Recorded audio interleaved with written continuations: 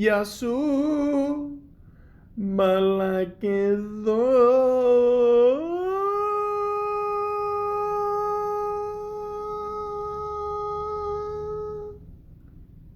Welcome to the Malaka podcast.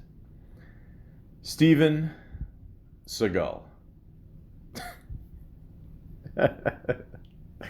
I know. As soon as you mention this name, you want to laugh. Just because, the guy's, saying Steven Seagal is a character is putting it extremely lightly. For the most part, a lot of people say that if he took his real life persona and put it into his movies would be hits, but I don't know, the last, let's say, 20 years, he's just putting out movies, but they just go straight to video, as a lot of actors are doing now.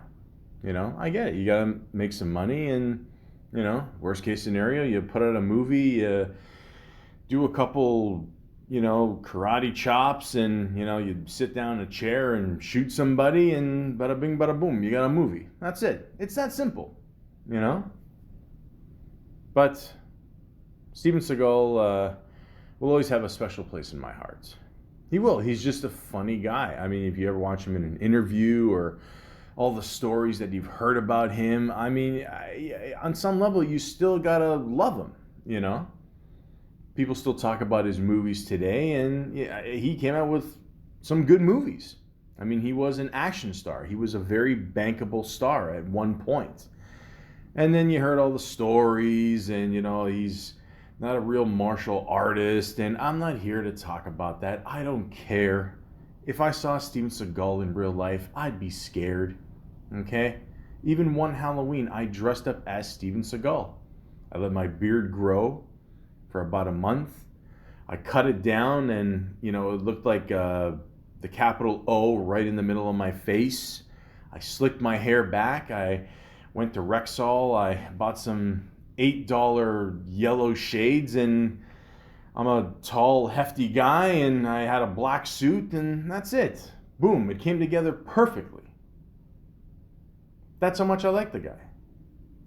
He seems like an all right guy, but again, people don't want to work with him, and people say this about him, that, what are you gonna do? But in the 90s, he was kick-ass. On Saturday Night Live, he tried to host, didn't really work out. He's still banned from the show. Even if you somehow find the episode online, I think he's only in 2 or 3 sketches. It is what it is, guys. What can I tell you? But today I'd like to talk a little bit about Steven Seagal. And with the help of Wikipedia, the free encyclopedia, let's do this. Steven Frederick Seagal. I had no idea his middle name was Frederick. That's funny. Russian and Serbian Cyrillic. Born April 10th, 1952. I just want to say this. My birthday is actually April 9th. If you're an Aries, long story short, you like to have your way for the most part. I guess he seems to go being an Aries. I'm just putting that out there. Tough guy, always, we always look like we're pissed off. Anyways, is an American actor, producer, screenwriter, martial artist, and musician. Sorry. Oh shit, this is gonna be a long podcast. Okay. It's I don't know. I've actually heard him sing. He's not that bad. I don't know. We'll get into that in a little bit. Who also holds Serbian and Russian citizenship. Seagal was born in Lansing, Michigan, a 7th Dan black belt in Aikido. He began his adult life as a martial artist instructor in Japan, becoming the first foreigner to operate an Aikido dojo in the country. He later moved to Los Angeles, California, where he had the same profession. In 1988, Seagal made his acting debut in Above the Law. By 1991, He starred in 4 successful films. In 1992, he played a Navy SEAL counter-terrorist expert, Casey Ryback.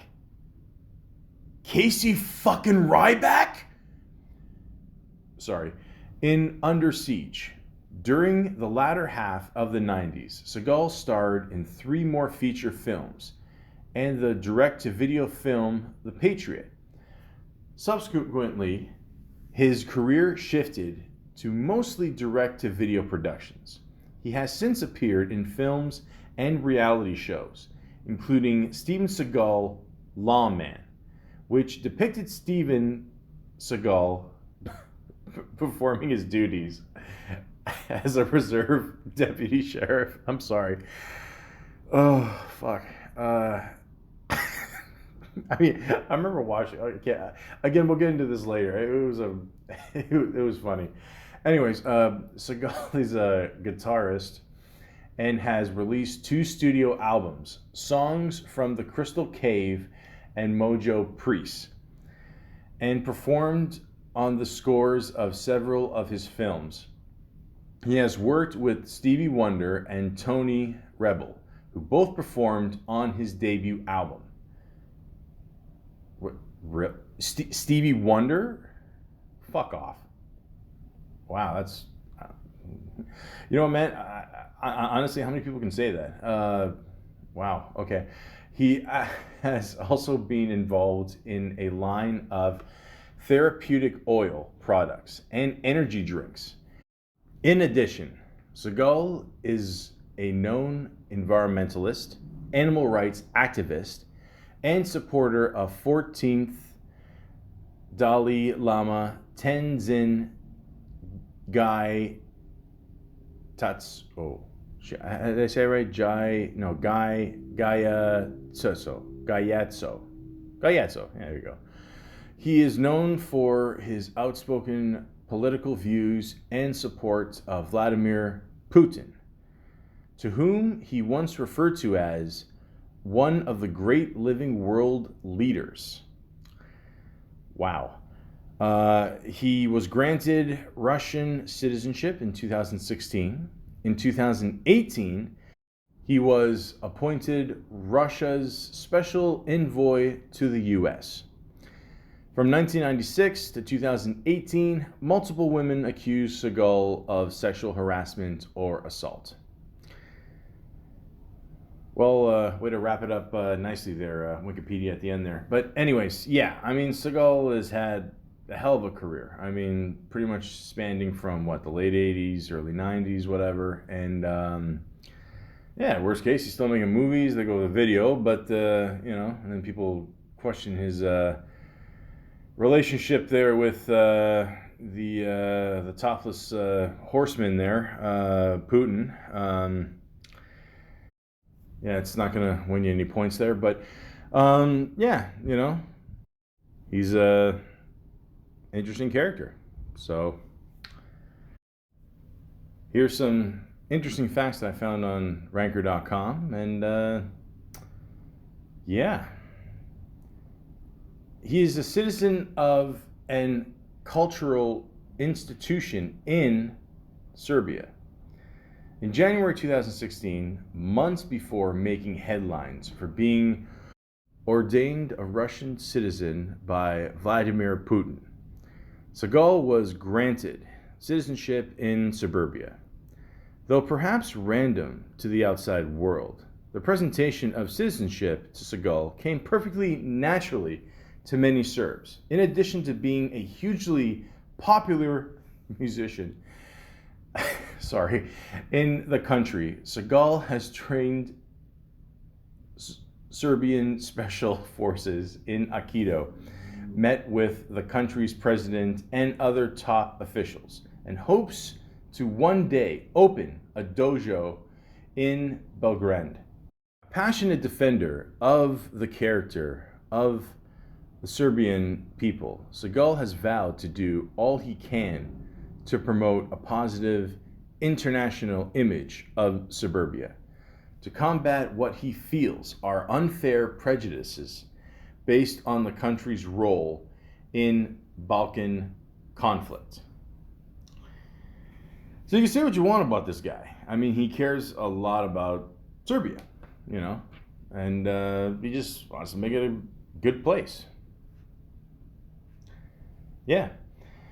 A dead puppy, 115 unauthorized chickens, and a house crushed by a tank for reality TV. Sounds like a party. At one point, Seagal had his own reality show, Steven Seagal Lawman. On this show, he played a cop for real in Maricopa Country, Arizona, a long pillar of the community sheriff, Joe Arpaio, who once said, "I don't use email or U-mail or whatever it's called." Boyish hijinks ensued. He still got it.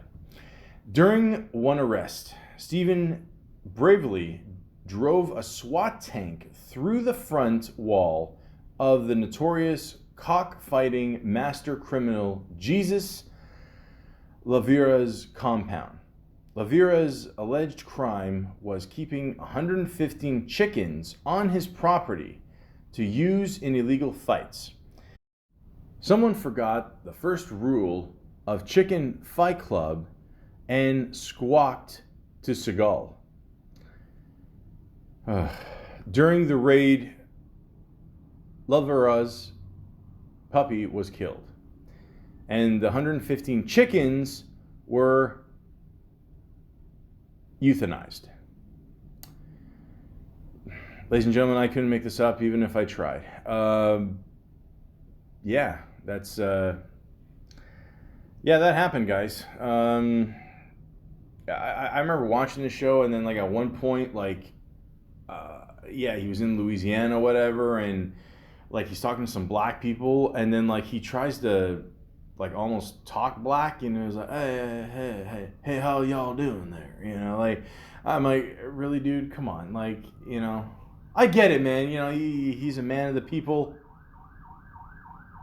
Oh, there's Steven Seagal now. The point is, it was just a good thing to watch. It was funny. I mean, I don't know. I guess you could take it seriously. I don't know. Who cares? His music is terrible. His lyrics are genius. Old Stevie released an old album in 2005 called Songs from the Crystal Cave. He describes it as sounds as outsider country meets world music aikido. Again, if you could translate this mentality to the movies, instead of just doing movies where like you're in there for like 10 minutes and we could barely see your face, and somehow he convinced Lady Saw and Stevie Wonder. I still don't believe that. That must be a hell of a paycheck. To appear on the album.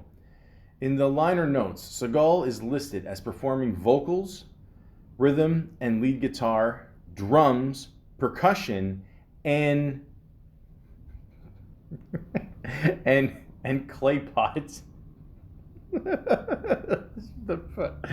What? Like, is this what this podcast has come to? Okay. Anyways, it's like, this is stupid. Seagal co-wrote most of the music and lyrics for the record and came up with some of the most insightful, artistic, poetic words this side of Noble Lawrence Bob Dylan. Lawrence, whatever, fuck. Some noteworthy lyrics from the record include: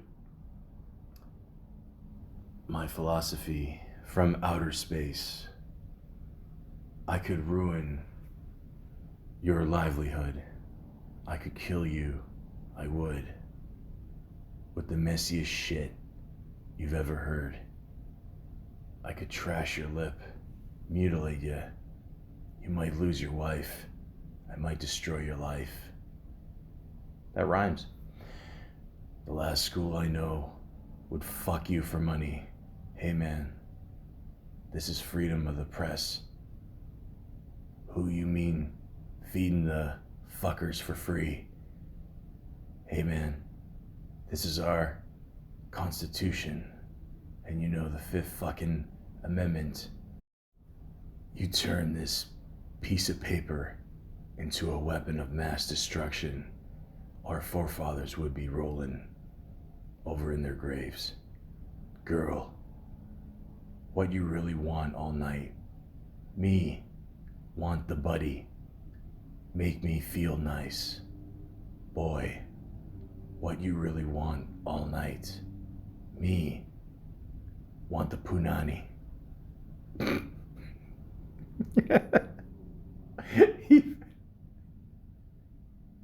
What is this, Russell Peters? He fucking said punani.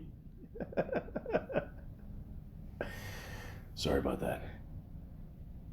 C for make nice. She want the buddy. Him want the punani. And me know. It's nice. Come on. This is bullshit, right? I mean, come on. This isn't like... There's no fucking way this is real, right? I mean... Me, I want the punani.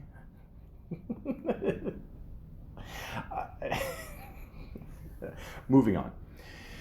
He crapped his pants when a judo legend choked him out.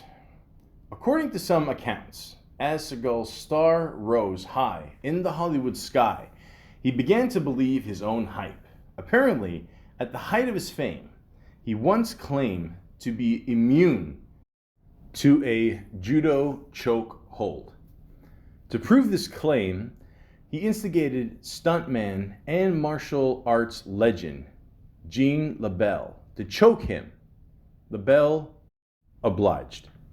As it turns out, Seagal was not, and probably still is not, immune to judo. LaBelle choked old Stevie until he passed out and crapped his pants. Now, what's even funnier is if you listen on YouTube there, Joe Rogan, we all know who Joe Rogan is,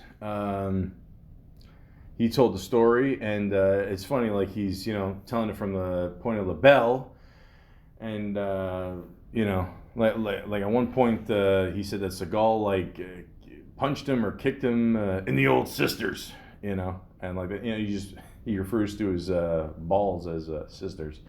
And it just tells the story through that, and that's pretty funny, man. I mean, I think it's pretty much impossible to not pass out by that. If you shit your pants, that's depends what you eat, I guess. Steven Seagal, vegetarian, animal rights activist, and PETA honoree. Steven Seagal, a vegetarian.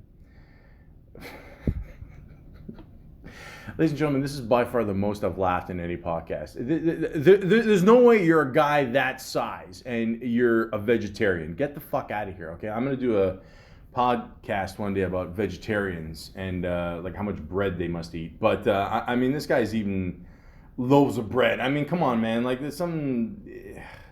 Anyways, why do I bother? Has worked with PETA to dissuade consumers from purchasing fur products in contraction to his puppy and chicken killing activities on reality television. In 1999, Seagal was decorated with the PETA, I don't care, humanitarian award for preventing the export of baby elephants from South Africa to Japan. In 2003, he wrote a letter to the government of Thailand asking the country to consider legislation preventing the torture of baby elephants. He similarly wrote to the Prime Minister of India regarding cows. According to the Animal Liberation Front, Seagal believes in reincarnation. When I walk into a room, some people see a dog. Some people see a cow. I am all of what they see. It is their perception. Films like On Deadly Ground and Fire Down Below reflect Seagal's stance on animals and the environment.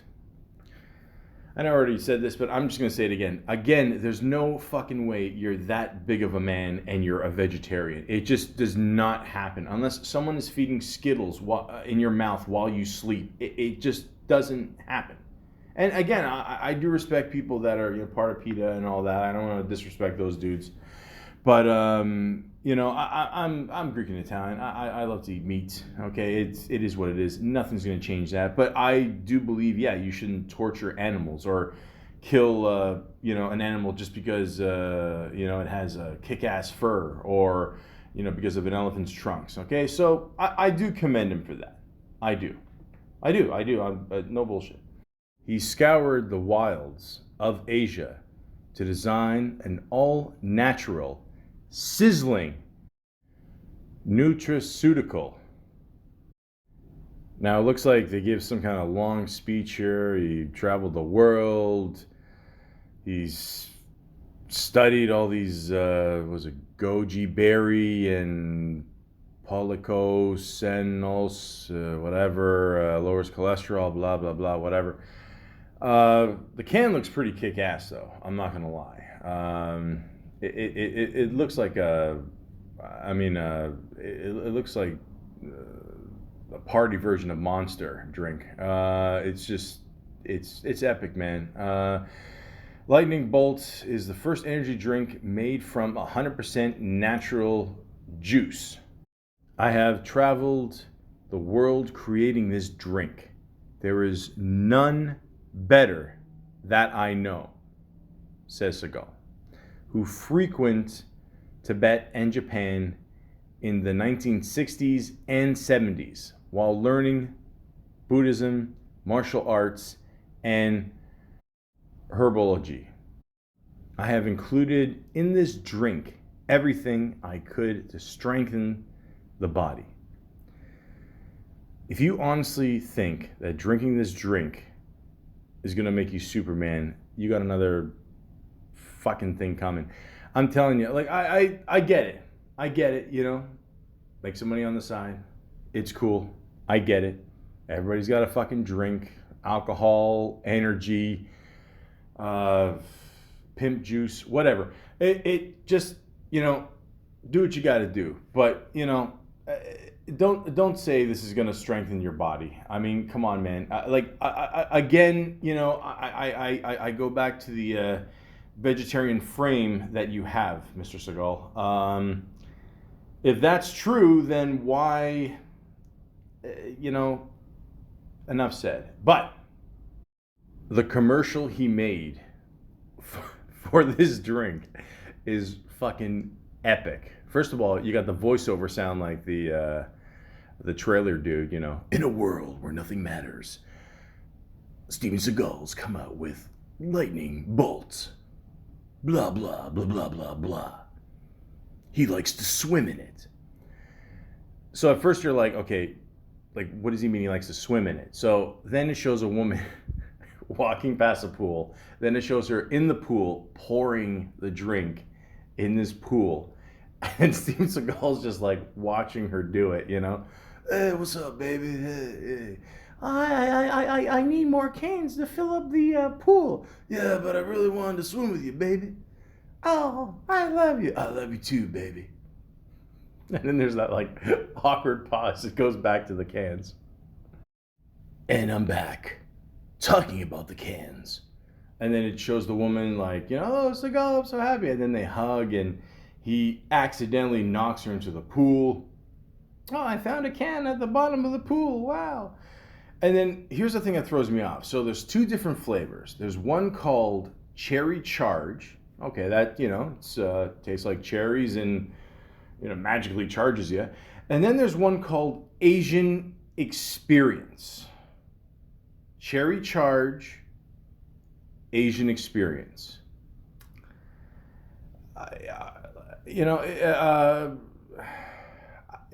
I mean, that's a big leap. Like, first of all, which one should you start off with? I mean, should you just start off, picking cherries off a tree, and then, pretend you're an Asian drinking a blue drink? I don't know. It's weird. There's nothing, it doesn't really, I don't know. But let me explain more. Why not give your taste buds a cheap thrill? First of all, I just want to explain that we're just above, like this commercial is almost 2 minutes. We're like at a little past the halfway mark. So, there's more. Also, the voiceover guy, he kind of sounds like the dude that sings the Wild Thing song. But then, like at one point, he sounds like a little bit like Crocodile Dundee, like he's losing the point. They talk like this, and okay, moving on. So then another woman comes into the frame with a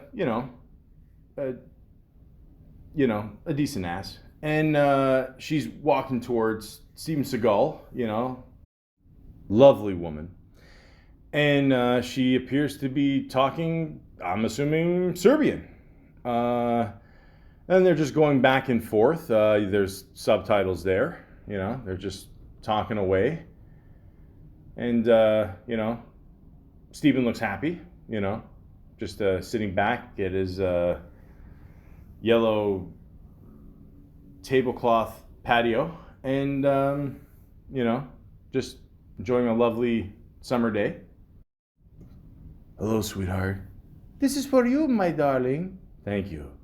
Would you mind if I get in the pool with my sister? There's no fucking way these two are sisters. First of all, I think the woman in the pool might be drowning. Second, let's make the story just a little bit believable, okay? Right. So, then Steven Seagal is just, looking into the camera, advertising the classic can. It's good to be the king, isn't it? And guess what? This could happen to you if you drink lightning bolt. Oh, where do I begin? First of all, it looks like this set, they literally just got a bunch of shit at a pawn shop and just put it in someone's backyard. I mean, I don't know, man. I mean, people are going to buy this shit too, right? Just to say they drank something Steven Seagal maybe made. I don't know. But lightning bolt. Try it today. Zzz. It's electric. I swear to God, they actually put that sound in the commercial. Oh, can we please move on? Zzz. Ow! He's buddies with Putin, who made Seagal a Russian citizen. Now, I talked about this before. I still don't believe it. It says here, as it turns out, Seagal and Putin pal around quite a bit. The actor has dined with the Russian leader, gone with him to sporting events, and attended state functions. The two have long been friends and regularly meet each other. Putin spokesman Dmitry Peskov told the Russian TASS news agency in March. In Russia, C-list action stars are adored without irony, and Putin and Seagal seem to have bonded over, among other tough guy traits, and shared affinity for martial arts. I smell a sitcom, but seriously, oh God, what does this world come to, guys? I mean, say what you want about Putin. He's got a weird set of friends here. Him, Trump. I mean, I don't know. It doesn't end. He owns a bulletproof leather jacket that looks like a kimono.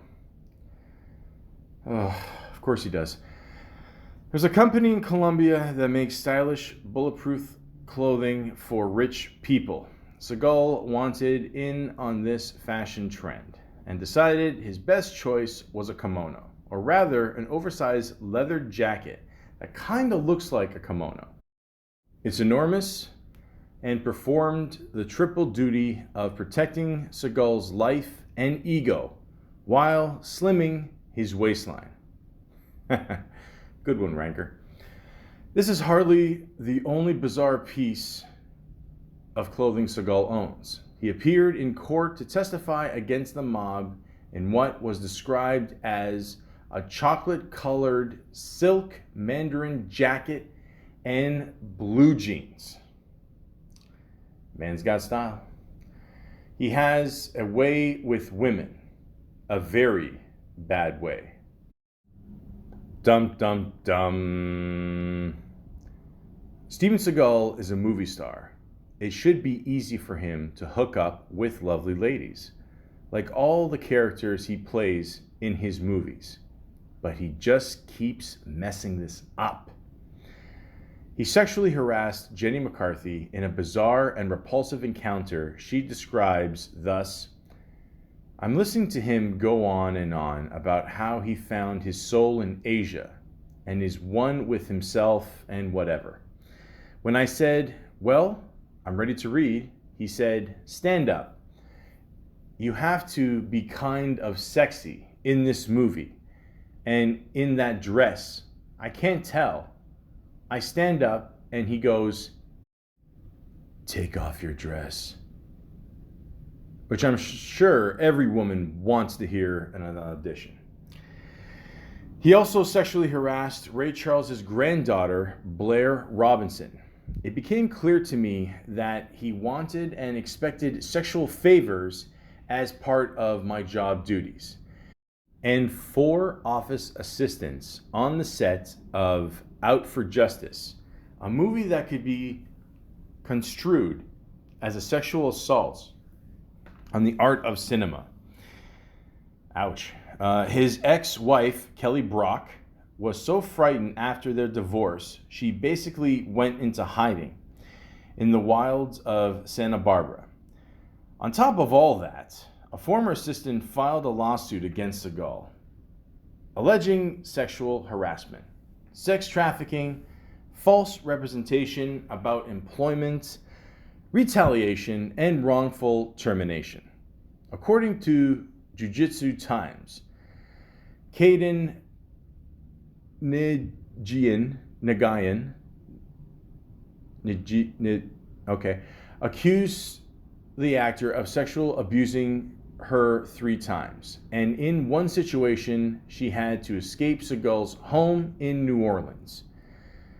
Nagayan claims Seagal keeps 2 Russian attendants who have to be ready for him at all times. Ladies and gentlemen, are we surprised here? The man's got a big ego. A lot of people with big egos think they can just get whatever woman they want. There's that weird picture out there with him on, I'm assuming the premiere of Under Siege 2. What a shitty movie. I'll get into that later. Where it looks like he's got his hand on Katherine Heigl's boob, and it's just this guy is no Casanova. Let's just leave it at that. I'm sure him and Harvey Weinstein will one day be sharing a cell. He likes to establish himself as alpha male. No shit. Steven Seagal seems to be very insecure. Again, no shit. He tries to establish authority over all other people in any situation, except probably with Putin. Once again, one of the few good moves that he's done. According to John Leguizamo, things got a little hairy when the two were cast in Executive Decision. Now, for those of you who don't know who John Leguizamo is, he's a very funny guy. I mean, he's done tons of movies. He did this one kick-ass movie I always liked called Empire. Not the show. It's an actual movie that came out, I think, sometime in the thousands. And then, of course, he was part of that whole Super Mario movie. Yeah, we know. I still like it. I'll always like Mario. You know that. But yeah, very funny guy. Does a lot of stand-up as well. Very cool dude.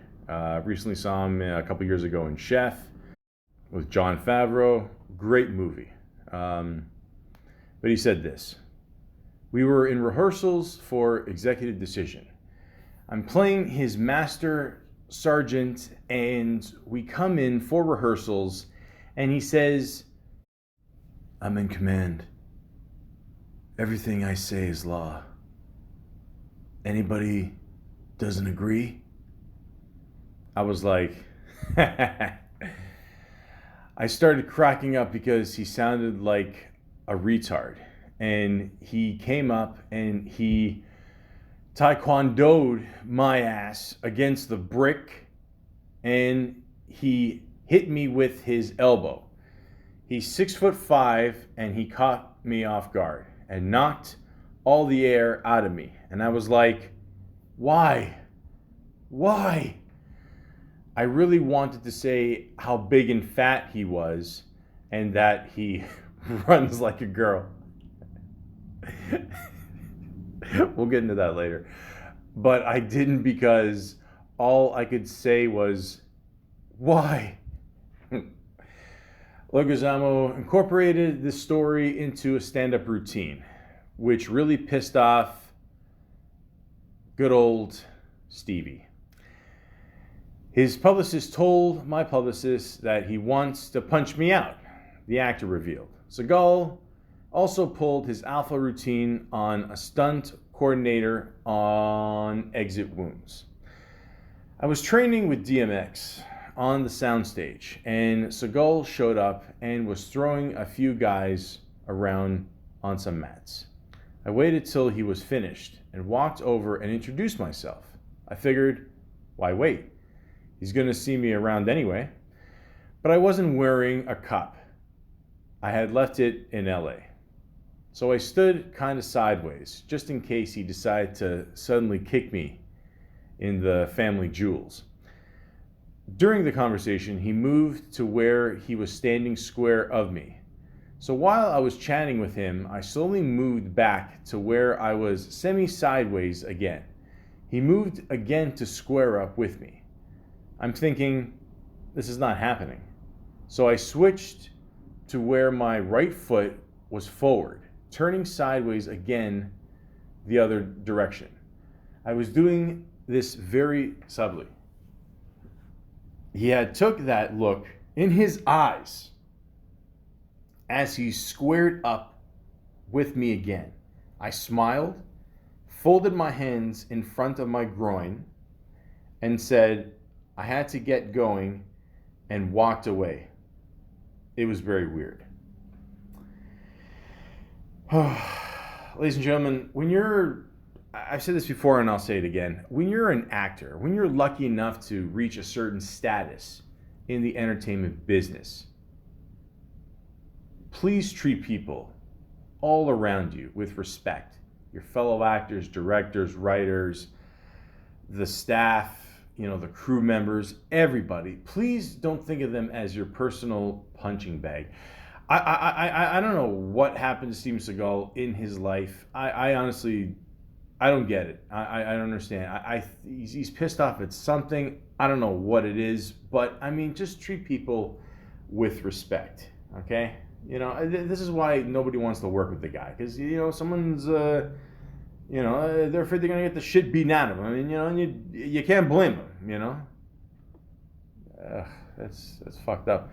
Anyways, he tangled with the mafia, IRL, after his spiritual awakening. Oh, fuck, it never ends with this guy. Steven Seagal made a whole movie where he beats up mobsters.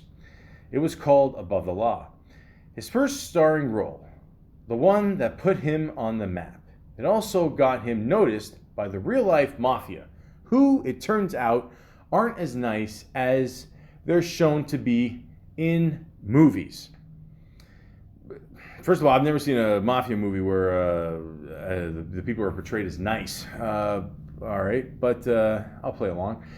They tried to shake him down though his agent who warned them Seagal doesn't scare easily. You really gotta get down on him, because I know this animal. I know this beast. You know, unless there's a fire under his ass. After a handful of meetings, Seagal agreed to star in a slate of action films for the wise guys, though reneged when he had a spiritual awakening and decided to star in less violent fare and devote his life to the compassion of the Buddha. This never happened. Long story short, Seagal testified against the wise guys in court. Bada bang, bada boom. Not so funny now, are you guys? Wow. Yeah, I even heard a story where at one point he had to pay a certain amount to them anyway. Fuck, man. I don't know. I don't know. They shook him down. You know what? Anybody else, it'd be wrong with Seagal. Fuck it. He tells dubious tales about his past, like any other fucking crazy person would. By the way, keep in mind they have a picture on here. It's pretty funny. He's in this, like, it looks like an old denim jacket or something. Which I've said this before and I'll say it again. People that wear denim shirts, for the most part, you probably shouldn't trust if they wear them on a regular basis. They're just fucking crazy. He's like holding a bird. It's just funny. But it's not as funny as the picture of him eating a carrot. If you ever have the chance, watch that. The comedian Tom Segura made a very funny video of him dressed up as Steven Seagal. And he dances to Missy Elliott. And just before the video starts, he's eating a carrot. So it's pretty funny. If you have the chance, check that out. But again, his past is very dubious. It's easy to see why Steven Seagal wanted to be a movie star. He loves making up stories. Supposedly, he was a student of the founder of Aikido, Morihei Hiri Ushba. Sorry, man. Ueshiba died in 1968 when Seagal was 14. If this story is true, Seagal was living alone in Japan at 13 or 14. There are reports of Seagal hanging around Ueshiba's studio in the late 60s, early 70s, though it's unlikely his time there overlapped with when Ueshiba was teaching. Seagal also claims that he helped train CIA agents in Japan.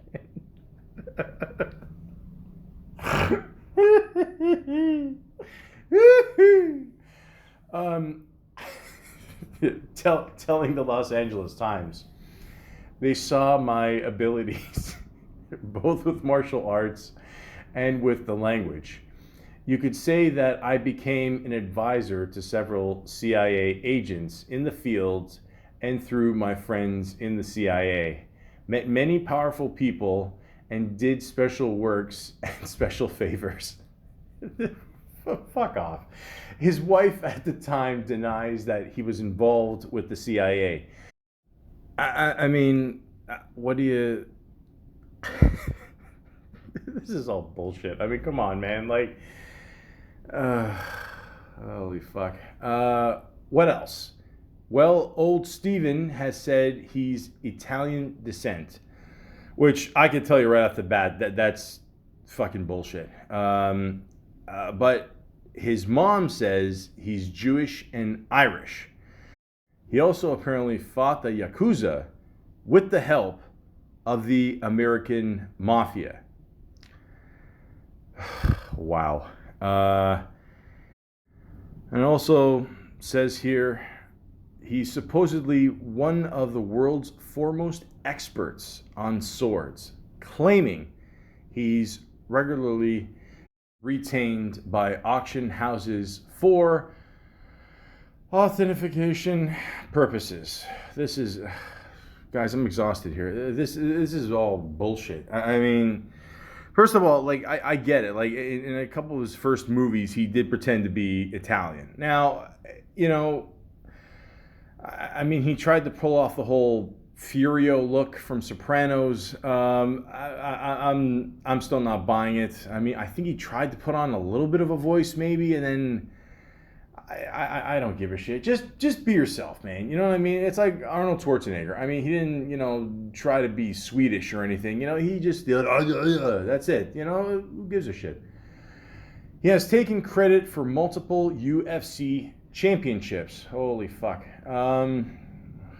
According to Seagal, he not only taught Anderson Silva the kick used to knock out Victor Belfort, but also provided the strategy that led to the first round KO in that championship bout. I couldn't have been happier because right before he walked out, I said, stay away from him for the first 2 or 3 minutes. Just kind of get him frustrated and then fake low and come high and do that kick that I've been teaching you. And kick him to the head or the face. That's a good strategy. He did exactly what I said and exactly what I wanted to happen. That's true. Usually, I would recommend when you fight somebody, you kick him or punch him in the face. That's never been done. During an interview with Jimmy Kimmel in 2012, Seagal took credit for some more UFC wins. Why not? I am teaching Anderson Silva, Lyoto Machida. I show them, a lot.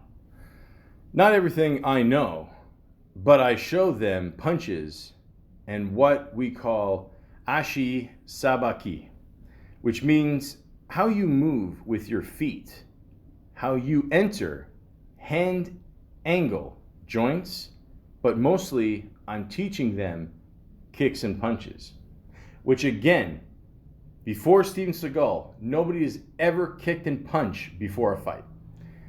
There is a signature kick that I've taught them that they've knocked champions out with and won world champions with.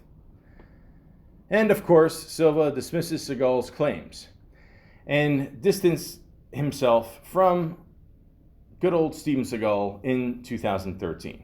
In 2015, a video appeared on YouTube showing Silva and his team mocking Seagal's training techniques.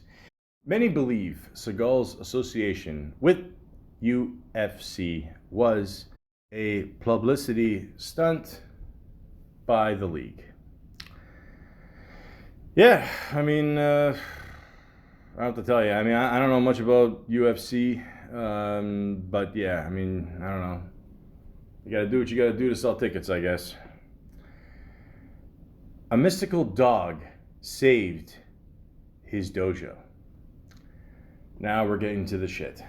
Apparently, while Seagal was living in Japan in the 70s, he met a mystical dog. He described feeling as though he'd known the animal, which was all white and wore no collar. His entire life, the dog lived with Seagal for a few days. On the final day of its stay, it flew into a barking fit, alerting Seagal that his Aikido dojo was on fire. The warning allowed Seagal and friends to extinguish the flames and save the dojo. The dog vanished while they were doing so, and Steven Seagal never saw it again.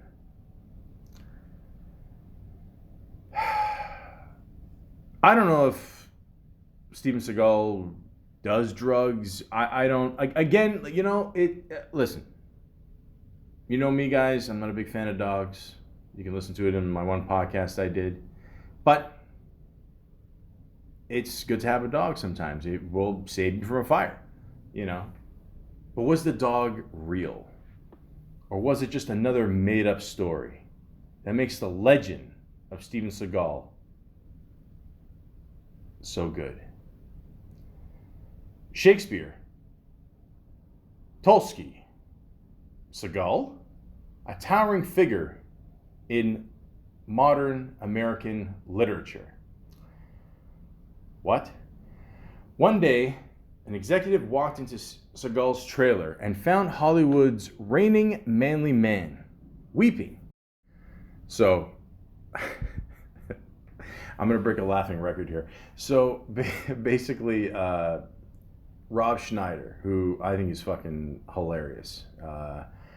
Deuce Bigelow, Male Gigolo alone. I'll love him forever. He goes on Howard Stern and he tells this story about Steven Seagal. And he says he heard from, the executive, whatever. He goes into the big trailer there, lots of rooms. He just came off the Under Siege, made $57 million when $57 million was $57 million. And, he finds him there. And Steven Seagal says, I just read the greatest screenplay. Oh, really? Who wrote it? I did. I mean, you can't make this shit up, man. I mean, and that script was Under Siege 2. No. And then Rob Schneider tells another story. Keaton Ivory Wayans told this to Rob Schneider because they worked together on Glimmerman. And I don't know, Steven Seagal is just going into this like whole rant and,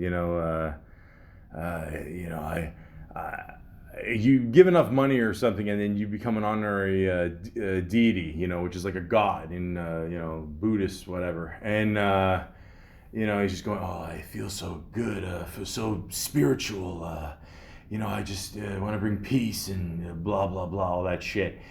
And then, someone in the background goes, hey, Steven, your ex-wife is on the phone. You tell that fucking cunt that...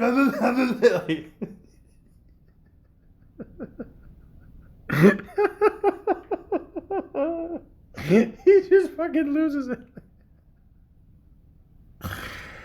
Oh, Christ. I mean, that's what I'm saying. I mean, again, I know Steven Seagal has done some shit, but how can you not love this guy? This guy's just like a mess. Oh my God. Okay. All right. Back to reality. His IMDb bio dubs him Lord Steven. Should we be surprised at this point or okay? So, according to IMDb, it says this, which is a site I love, by the way, okay? Not Rotten Tomatoes, okay? If you want to see a good movie review, go on there. Steven Seagal is a striking and somewhat boyishly handsome, often with ponytail, action star who burst onto the martial arts film scene in 1988 in the fast-paced Warner Brothers film Above the Law. Seagal carries himself differently from other action stars too, and often appears wearing Italian designer clothes and usually favors an all-black outfit, generally with a 3/4 length coat with an elaborate trim. Additionally, Seagal's on-screen characters were often seemingly benign or timid individuals. However, when the going gets rough, they reveal themselves to be deadly ex-CIA operatives or retired special forces soldiers capable of enormous destruction. It also says here he gives himself the nicknames Lord Steven and the Great One.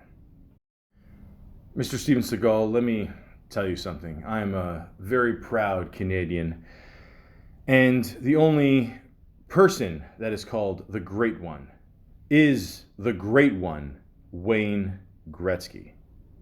You are not Wayne Gretzky, sir. Wayne Gretzky is awesome. Not saying that you're not saying that you can't be. I'm just saying you're not the Great One. And no one will ever call you a lord. ever. I don't care how much money you put towards the Buddhists or how much punani you think you can get. You are not a lord. And finally, the banner photo on his official website. Now, ladies and gentlemen, I'm aware that this is an audio podcast. You cannot see pictures, but it's basically what you would expect. And I should have talked about this before, but it's pretty obvious at this point that, in an earlier part of his life, he was losing his hair. And it's pretty clear that shit looks extremely fake. It is, there is a ton of black paint on there. I don't know how many coats that takes. Again, he does the classic fat guy move, just having a beard or in his case a goatee, to cover up the chins, sunglasses and make himself look cool, wearing bigger clothes, to cover up the fat. I get it, man. I get it. I've lost weight, but I'm still there too, man. I get it. I get it. I'm almost certain that's not his house in the background, but just I'm gonna slap my thigh again. I can't believe this. Okay, but you know what? At this point, maybe I can't believe it. And here's the real final thing. He's the 17th reincarnation of the venerated Tibetan treasure revealer. Oh, I mean, it's good. Like if he's like this when he's 10, if you have a good imagination, I get it, But when you're an adult, you really gotta. Right. Penur Rinpoche, a venerated Tibetan Buddhist monk, believed to be a reincarnation of Indian monk Vinmala Mitra, recognized Steven Seagal as the reincarnation of Chograg Dorji, a treasure revealer who founded a Tibetan monastery, as Rinpoche explained. I'm dying to hear this. In February of 1997, I recognized my student, Steven Seagal, as a reincarnation tulku of the treasure revealer, Chograg Dorji. Traditionally, a tulku is considered to be a reincarnation of a Buddhist master who, out of his or her compassion for the suffering of sentient beings, has vowed to take rebirth to help all beings attain enlightenment. To fulfill this aspiration, a tulku will generally need to go through the complete process of recognition, enthronement, and training. Guys, there's a couple more paragraphs describing this shit. I'm done. There's only so much bullshit I can take in one day.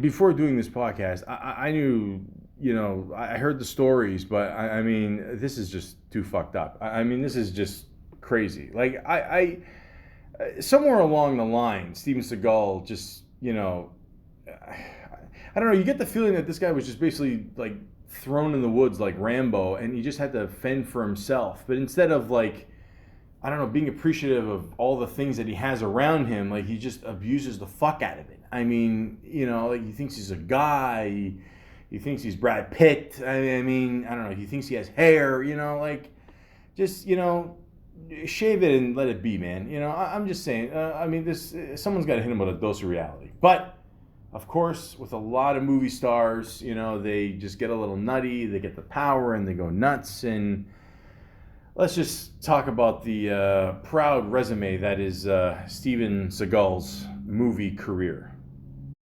So, as I mentioned before, his very first movie that he ever did was a starring role, which I'm sure did not affect his ego at all. Because for the most part, when you're an actor, you got to do a lot of shit. I mean, you might have to do extra work.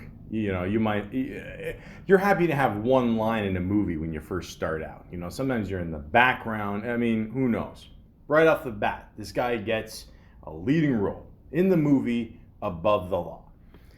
And it says here, a former special operations Vietnam vet works as a Chicago cop and uncovers CIA wrongdoing.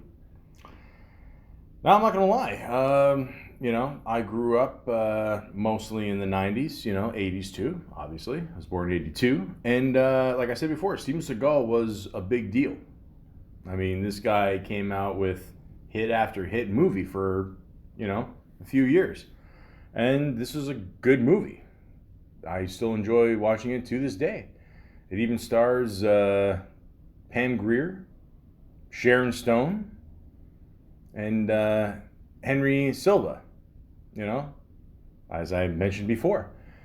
And it's a great movie. Great action.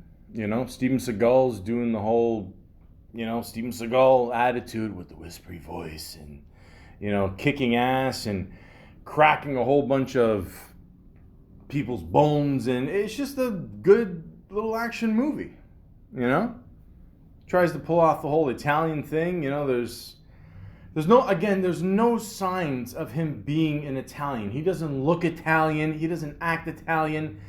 Viggo Mortensen did a great job in Green Book, playing, an Italian. Didn't play it over the top or nothing like that. That's how, it was a very good, impersonation of the guy. But this is just Steven Seagal being Steven Seagal. That's all it is. That's it. He had the long hair, the kind of ponytail, whatever. He's good with his hands. He can shoot a gun. He wasn't like an over a top like action hero. Very like more chill. He wasn't like big and muscular. He didn't know kung fu or nothing like that. I mean, the Aikido or whatever. But I don't know. I guess the appeal was he was just kind of a big guy, very chill. You could say it was kind of like a Death Wish kind of vibe, more laid back, whatever, the whole thing with Steven Seagal. What I find funny though, in the beginning of this movie, Silva's character, he goes, "Who the fuck is this cherry?" And then later on, he makes a power drink with cherries. Is there some kind of connection here? I don't know. Now, what's classic about this movie is that Steven Seagal just, his character just basically seems like he's untouchable. I mean, he's literally on top of a car. They're going high speed in traffic. He doesn't seem fazed at all. He's just trying to get the guy to stop the car and, just make a simple arrest. That's all. So, of course, like any other action movie in the 80s and 90s, the person that Steven Seagal is working with ends up fucking him over and ends up tying him up at the end, beating the shit out of him, choking him, almost to death, and injects him with heroin. And, of course, Steven Seagal being a god, just magically gets up and beats the shit out of everybody, and, the end. That's it. So, again, this just helped his ego more. This helped his career, and this was a huge hit. And, of course, we had to see more Steven Seagal. Before, he was above the law. Now, he's hard to kill. Left for dead, with his wife killed in their house, LA detective Manson Storm, these are some kick-ass names, by the way, will have to make a quick recovery, expose those behind the murder, and take revenge. Now, he stars with the lovely Kelly LeBrock, who later on became his wife. which the story I told before, it didn't end very well. If you don't know who Kelly LeBrock is, just watch the classic John Hughes movie, Weird Science. You're welcome. And it also stars William Sadler, who you definitely know. This guy's been in a bunch of movies. I always remember him as one of the bad guys in probably my favorite sequel title of all time, Die Hard 2, Die Harder. And this movie was pretty good too, I'm not gonna lie. I enjoyed it. I thought it was very weird, the beard they gave him while he was in the coma, but teach his own, I guess. But yeah, it was a good little movie. I know what you're thinking. Mine is bigger than yours, right? This scene is classic, where he beats up the two guys in the convenience store. Just at one point, he throws the gun away, he goes on his knees, still beats the shit out of the guy. Now, I don't know if it's just me, but I've been in a few liquor stores in my time. I've never seen actual black gym mats in the middle of the store. Maybe they could have done a little bit of a better job to, create some comfort for the fighters when they fall, or just not make it as obvious. But overall, it's still a great little scene.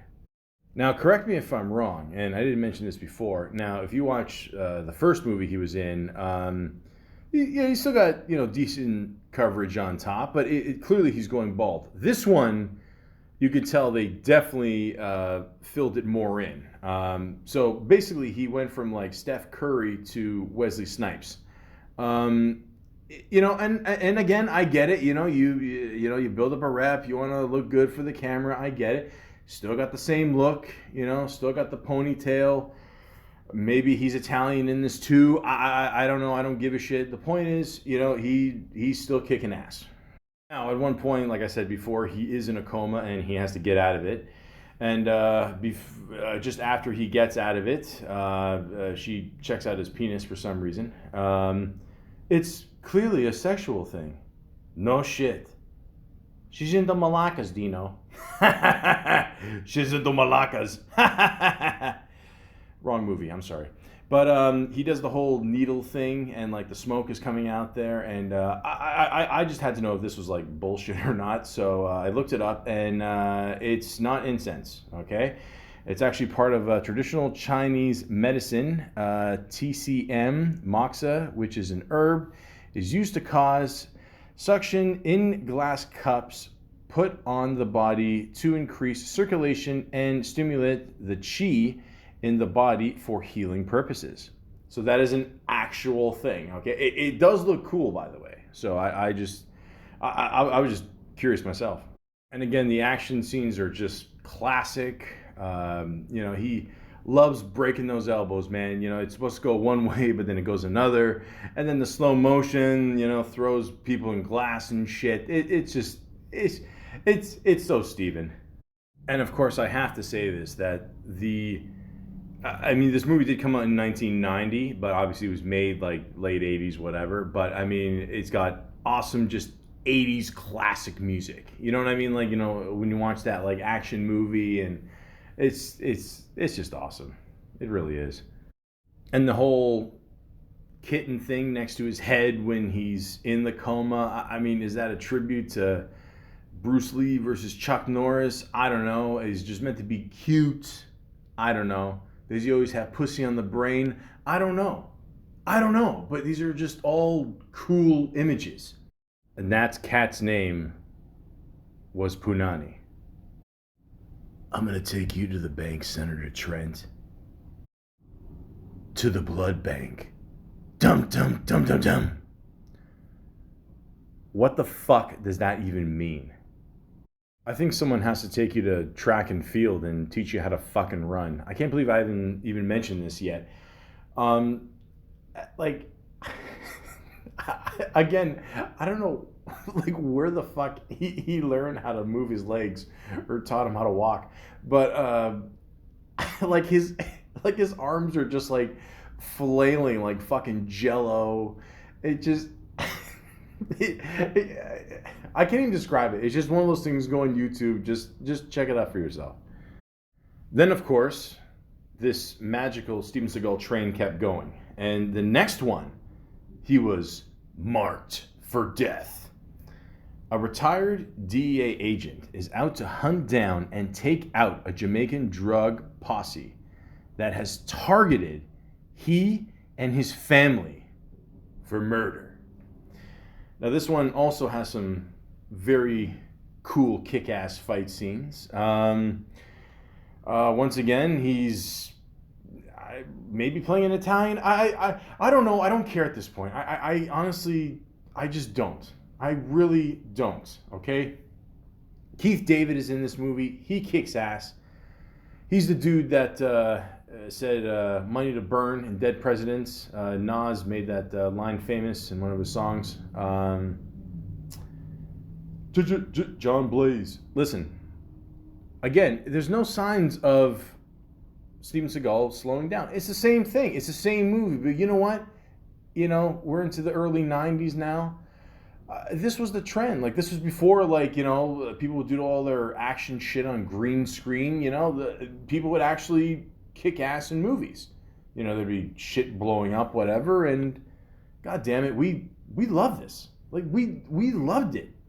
We loved it. He starts out with a shootout in some kind of drug den or whorehouse, and there's bullets flying and titties out. I mean, we loved it. This is what the 90s were all about. Even got the bad guy from Scarface, the dude who was in the hotel room with the chainsaw. How much more badass can this movie get? Now the leg, huh? Now in this movie, he basically just beats the fuck out of a whole bunch of Jamaicans. I mean, the one cool scene in this one is obviously the one at the end is good, but I like the one where they're in the jewelry store and he's just going to town, man. I mean, just everything's cracking and breaking. You know, he just doesn't give a fuck. Now I'll tell you who really doesn't give a fuck is the person who wrote this ending. So get this. You got this one buddy I mentioned before. His other buddy. His name is Tom Wright. He's awesome.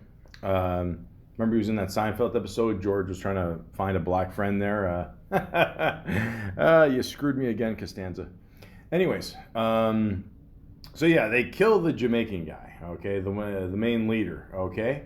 You know, the one guy, stop your blood clot crying. Thank you.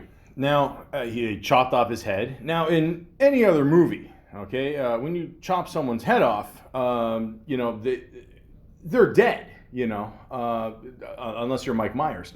But, you know, in this brilliant plot twist, they have the guy all of a sudden just come out of nowhere, stab Tom Wright with a huge sword, and he comes back, you know. And why does he come back? Because he has to face Steven Seagal one more time. So, of course, Steven Seagal wins, because Steven Seagal can never lose a fight, of course, unless it's against Machete.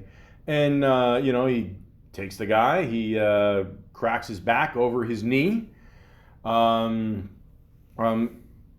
realistic, throws him, you know, into an elevator shaft, one of the longest elevator shafts I've ever seen in my life. And, of course, there's no elevator in there. And he lands right on a spike, and that officially kills him. I hope they weren't triplets. So, I guess they were twins. Great plot twist. Yeah, so again, I enjoyed this movie. I know I'm being extremely sarcastic. I get it. But, again, his first 3 movies, kicked ass. So far, so good. Well, he was marked for death, and now he's out for justice. The gruesome murder of a Brooklyn detective will turn the case into a personal vendetta when the deceased's best friend and fellow officer will unleash an all-out attack against a psychotic mafia enforcer's brutal gang. Again, these titles are awesome. So, again, in this one, he Well, it looks the same. I mean, it's basically the same thing. A couple of things changed. I think this one is official. He is an Italian in this one. Detective Gino Felino. Gino Felino. Yeah, why don't you just name him Chef Boyardee too? I mean, come on, guys. You know. But anyways, William Forsyth. Seath. I forgot how to pronounce that. William Forsyth. Yeah, yeah, I got it right. He's fucking awesome in this. You've seen this guy in a bunch of movies. He was in the Gotti movie. Just a bunch of shit. He's awesome. He kicks ass. He's always great in everything he does. In this one, he is a little bit chubby. He definitely looks more Italian than Steven Seagal, for sure. Probably has one of the worst cocaine problems I've ever seen in a movie. Extremely angry. You would think with all the coke he does, he'd be a little bit more thinner, but maybe he did that to look more Italian. I don't know, whatever. But again, great action scenes in this movie. Great, a lot of bones breaking, like always. It's what to be expected in a Steven Seagal movie. The best scene in this movie by far is when he's at the bar, looking for the guy. He puts a couple pool balls in a sock and just beats the shit out of anybody that's wearing a jogging suit. It's awesome. I also would like to point out when we first see William Forsythe brutally shoot a guy. It's almost like they're trying to do like a Godfather thing with the fruit, and then combine that with Sonny Corleone at the toll booth there. And I'm just gonna say this: I've never been shot in all along, at least almost 8 times here. But I'm pretty sure there'd be no way that you can get any words out of your mouth. I'm just putting that out there. Oh, and he gave him a Polaroid. That's nice. I hope he remembers not to shake it. And also, Steven Seagal, at one point he's wearing a beret. I guess they ran out of black spray paint. Yeah. Now, they always say when someone gets murdered in a house, it's either in the bedroom or the kitchen. And in a Steven Seagal movie, there's no exception. So, of course, the final scene is in a kitchen. They use everything from a frying pan to a corkscrew. And, of course, Steven Seagal wins. That's for Bobby. Now, you got to keep in mind, 4 hit movies in a row. Okay, so far, I love all these. They're awesome. And then 1992 hits. And he comes out with, for sure, his best movie, and probably will be his best movie of all time. A little movie called Under Siege. Because when you can't kick ass on land, you might as well do it on a submarine. An ex-Navy SEAL turned cook is the only person who can stop a group of terrorists when they seize control of a U.S. battleship. I can't think of a better sentence that describes an action movie in the 90s. This movie was fucking awesome. Okay, first off, you got Steven Seagal in it, in his prime, kicking ass. Then you got Gary Busey and Tommy Lee Jones. Not one bad guy, but 2 for the price of 1. Both did an excellent job. If you don't know who Gary Busey is, he's a character too. Let's just say that. But I will say this: he is an excellent actor, and you got to watch the movie The Buddy Holly Story. Excellent movie. And Tommy Lee Jones, probably one of his best roles, definitely in The Fugitive. Trying to catch Harrison Ford. I didn't kill my wife. I don't care. By the way, he improv that line. You're welcome. Now, the whole point is, his whole, all his buddies there get, captured. And he's the only person that gets away with it. Because, they locked him up in some kind of fridge as a joke, whatever. to get back at him because the one dude spit in his soup, whatever, and there's a whole fucking thing there. This movie just kicks ass. It really does. I can't say enough good things about it. It's an awesome movie. Who doesn't love Under Siege? If you like Steven Seagal, you will at least like Steven Seagal for this one movie. Give him credit for at least this one movie.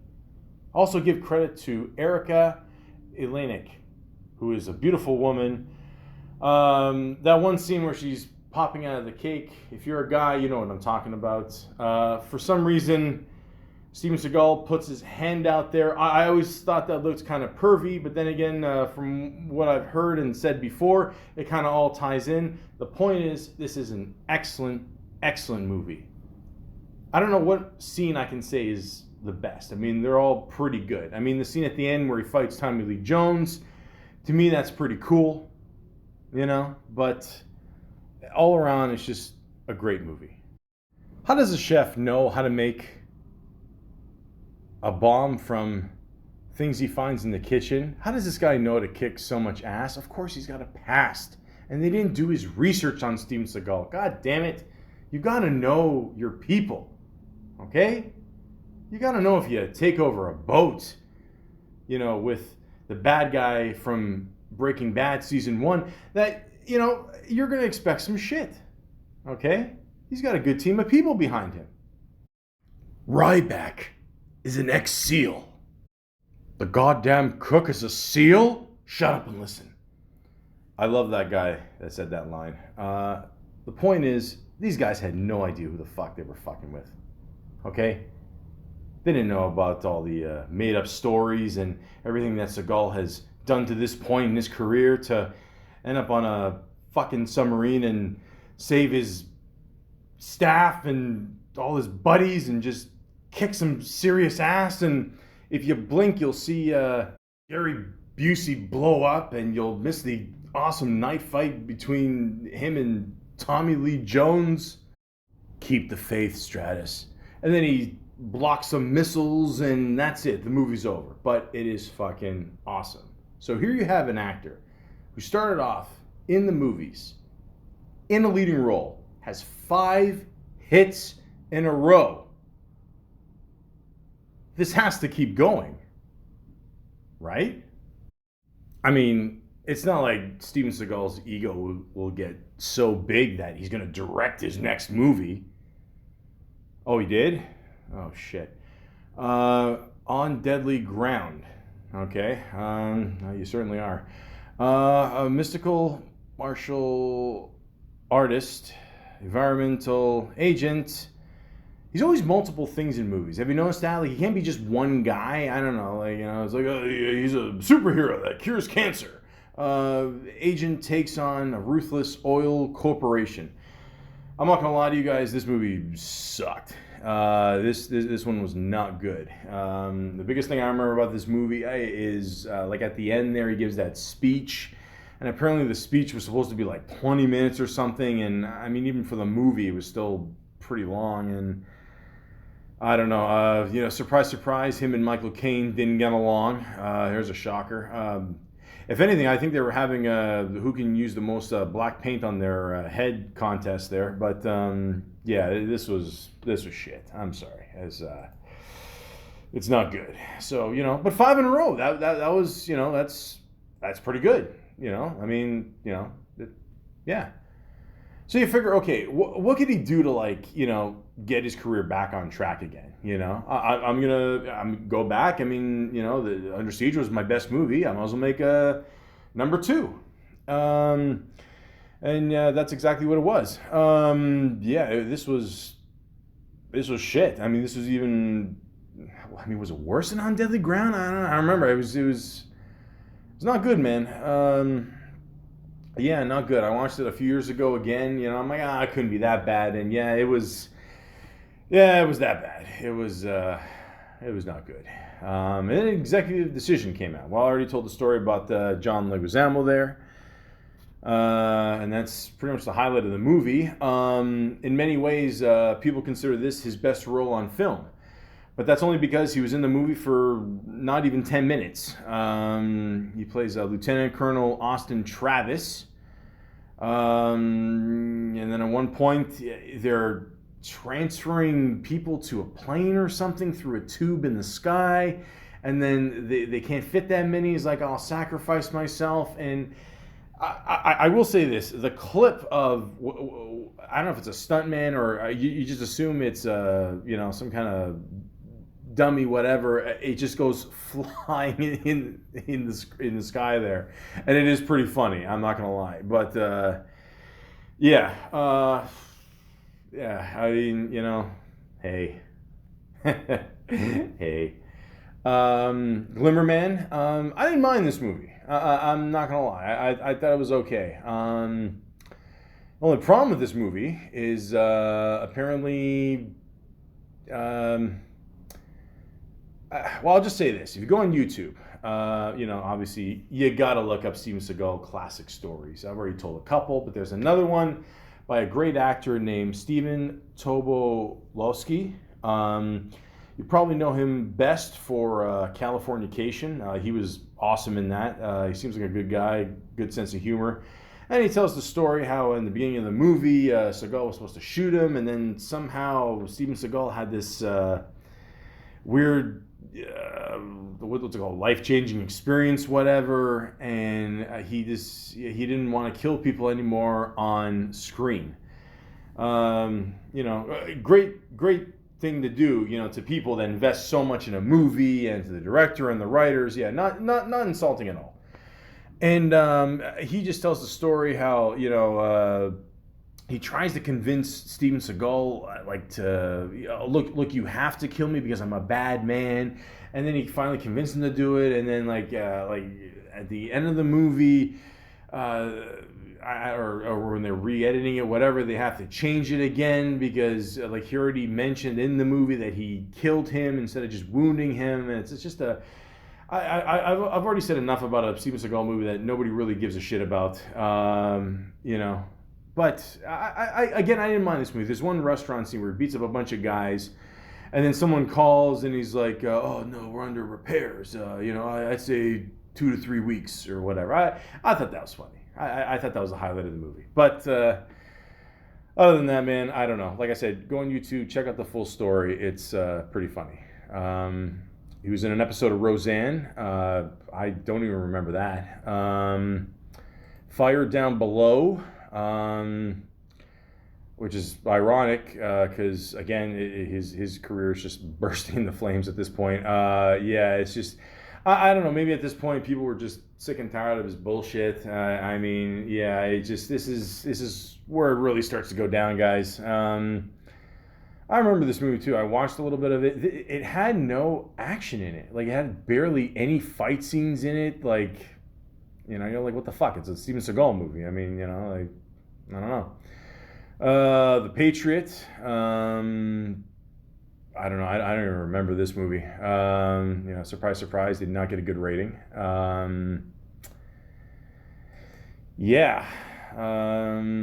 Exit Wounds. Okay. I do remember this movie. I think a lot of it was taped in Toronto. DMX at the time was a big rap star. He started acting, and they teamed him up with Steven Seagal. I don't know what to say, guys. I'm sorry. I just, a lot of good people in it. I'll be honest with you. I think the best scene is at the end where Tom Arnold and Anthony Anderson are just going back and forth with some jokes. I think this is a movie where I remember distinctively he does like Steven Seagal. At this point, he's a big dude, and he's a little bit bigger, fat wise, no offense, but at one point, he does this one move where he kicks the guy, but he kind of jumps on the ground. He puts his one hand on the ground and kicks the guy with both feet, and then lands again on his feet. I'm like, what fucking universe is this that this is happening, and then he did a movie called Ticker, which I never even heard of. We got here Tom Sizemore, Nas. In the picture here, it shows. I mean, it looks like it's Dennis Hopper. I'm pretty sure it is Dennis Hopper, but oh yeah, no, it shows Dennis Hopper. Okay, yeah, yeah, I never heard of this one. Half Past Dead. Yeah, something about him being in jail with Ja Rule or something. I don't know. Maybe he was part of the Murder Inc. takedown. I don't know. Who knows? I do remember though. This is probably just so random. I'm just going to mention it anyway. I don't care. The only person I felt sorry for in this movie was Morris Chestnut, and I'll tell you why. Well, one, he did the movie with Steven Seagal. Two, I remember at one point they were promoting this movie on TV. It went to TV at one point, like all Steven Seagal movies did, and like they're introducing the characters, and they said Steven Seagal, Ja Rule, and they showed Morris Chestnut, but they said DMX, and I remember I actually called the station. I go, guys, that's not DMX. It's fucking Morris Chestnut. Like, I left them a voicemail. I don't know if they got it, but yeah, I don't know. This movie again. I don't know. And I guess this is where Steven Seagal. Yeah, it's pretty much official. Like everything is just going straight to video at this point. The Foreigner, Out for a Kill, Belly of the Beast, Clementine, Out for Reach or Out of Reach, like it makes a difference. Into the Sun, Submerge, Today You Die, Black Dawn, Menaceri for Justice, Shadow Man, Attack Force, Flight of Fury, Urban Justice, Pistol Whipped, Onion Movie, Kill Switch, Against the Dark, Driven to Kill, The Keeper, A Dangerous Man, Machete. Okay, so I remember he was in this, in it for a little bit. I think Machete, I think this was an easy win for him in the movie. Also, I forgot to mention before, I think at one point they wanted him for the movie Demolition Man with Stallone and Willis there. I'm sorry, Wesley Snipes. My bad. I'm tired. I didn't think this podcast would go this long. Yeah, but neither, like he didn't want to play the bad guy in a movie at the time or something. I don't know, because I never understand that. I mean, like the bad guy is always the coolest character in these movies. But anyways, I don't know. And also, I found out that he really wanted to be in Predator 2, but the director said that he thought he was too cheesy. So, yeah, I could see that. So anyways, Born to Raise Hell, Sheep Impact, Maximum Conviction, True Justice, like I mentioned before, the show he did. It's good for a laugh. Just, I'm sure there's clips on YouTube. Check it out.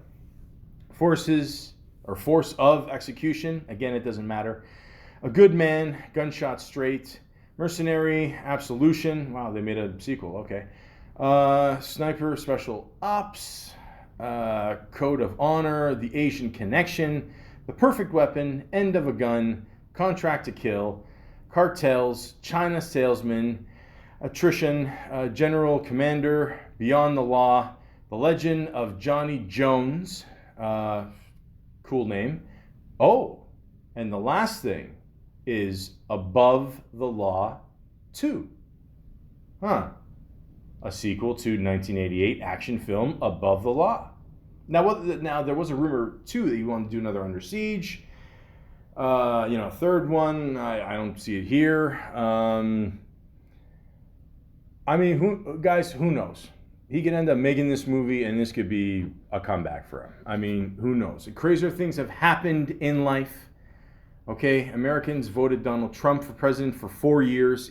Shit happens. What are you gonna do? But can Steven Seagal come back? Who knows? The best advice I can give him is just look. You gotta be nicer to your staff. Okay, don't kick people's asses that aren't in the shot with you. Treat women, like they're actually women. Yeah, just be nice. I've said this before and I'll say it again.